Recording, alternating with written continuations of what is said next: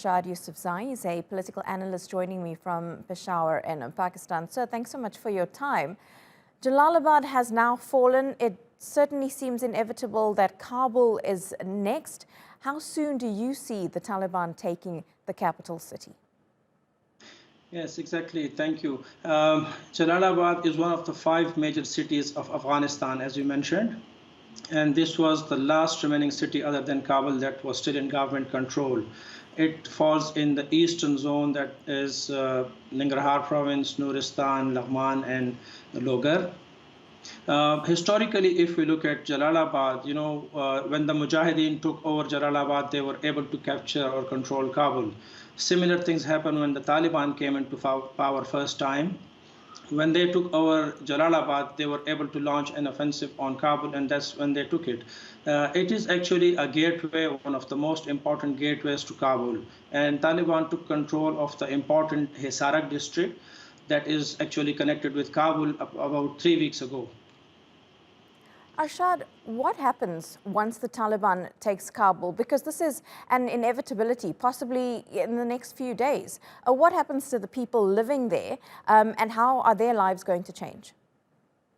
Well, I've been talking to Taliban commanders and elders in different places. They believe and they have made promises that this time around things would not be as they were in the past, that they have learned and that they want to protect the people and the beautiful city of Kabul. I believe people should not be much afraid now because the Taliban are in no mood to destroy the city or to harm the civilians. You say that the Taliban says that they want to protect people. It's a message they have been trying to put out to the international community. But some of the reports we've been receiving have been quite to the contrary, of people being persecuted, of girls being married off to Taliban fighters. How do they then talk about protecting the people when these are the reports that we're getting about gross human rights abuses? Well, we still need to verify these reports because the Taliban spokespersons, almost all of them have repeatedly denied this report, and they said that there is no truth in such claims. Although there are reports and some confirmed reports of atrocities towards people, towards the enemies, as they would say.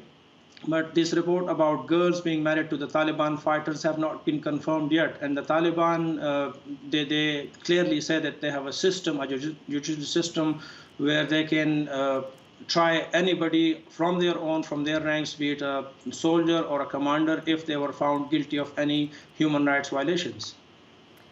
And let's talk a bit about the regional implications of the fighting that's taking place. There are already an influx of refugees into Pakistan. Can the country handle this? This is a big question, actually. Pakistan is not in a financial mood or authority to invite or to sustain any further refugees. In case Pakistan were to take care of refugees, they would require assistance from international donors and states.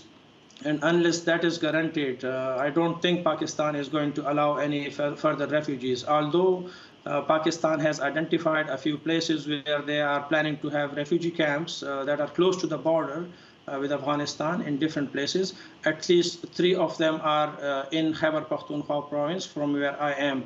But in reality, Pakistan is not prepared yet. And what about the security implications of the refugees coming into Pakistan, not just for Afghanistan, but for Pakistan itself? It is one of the most important questions. It's a big challenge for Pakistani security authorities and for the border control force, because there is no strong mechanism where refugees can be screened out, and terrorists, that we call terrorists, and people belonging to TTP or Daesh can be screened out. Pakistan believes that it would, check every refugee that comes in, but I don't think that would be possible for Pakistan, because there are only a number of official border crossings. Other than that, there are so many porous areas that are not guarded correctly or exactly, that are hard to guard. So it would be very easy for the anti-Pakistan elements to cross into Pakistan. Arshad Yusufzai, live to us there from Peshawar in Pakistan. He's a political analyst giving us an update there on what's happening in Afghanistan. Thanks for your time, sir.